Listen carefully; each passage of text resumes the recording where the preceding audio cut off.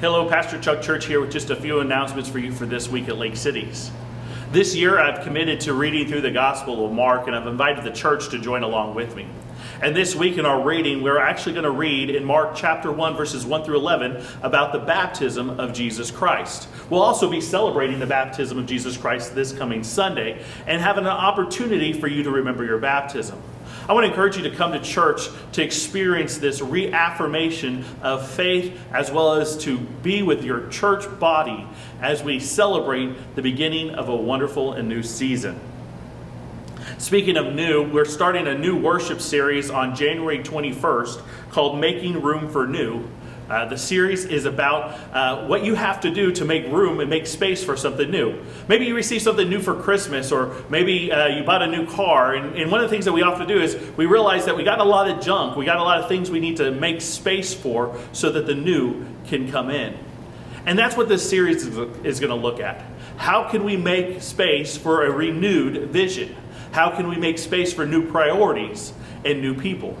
So come join us for this new worship series beginning on January 21st.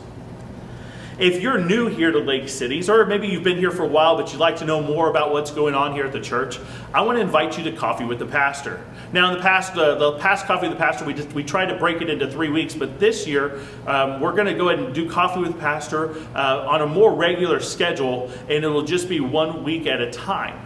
So the next Coffee with the Pastor is going to take place on January 14th during the Sunday school hour at 9:30. You can join me in the fellowship hall. We'll, of course, have coffee, and we can sit and talk about a few important things about being a part of this church, the United Methodist Church, and God's church in general. Our United Women in Faith would like to invite you to join them for Chick Chat, which will take place at Angelina's on January 16th at 5:30. It's a time where the women get together, they talk, they eat, and they have a wonderful time. And of course, all women are invited to attend. On Wednesday, January 17th, our children will be gathering together for Wacky Wednesday. This month's theme is, of course, winter theme. They'll be doing crafts, playing games, and eating a meal together. If you have any child 6th grade or under that would like to join us, please sure to register to let us know that they're coming so that we can be sure that there's enough food and crafts for everyone. Speaking of children, we need help. We need your help specifically. We need volunteers who could step up to help us in all the aspects that our children meet in our youth and children's ministry.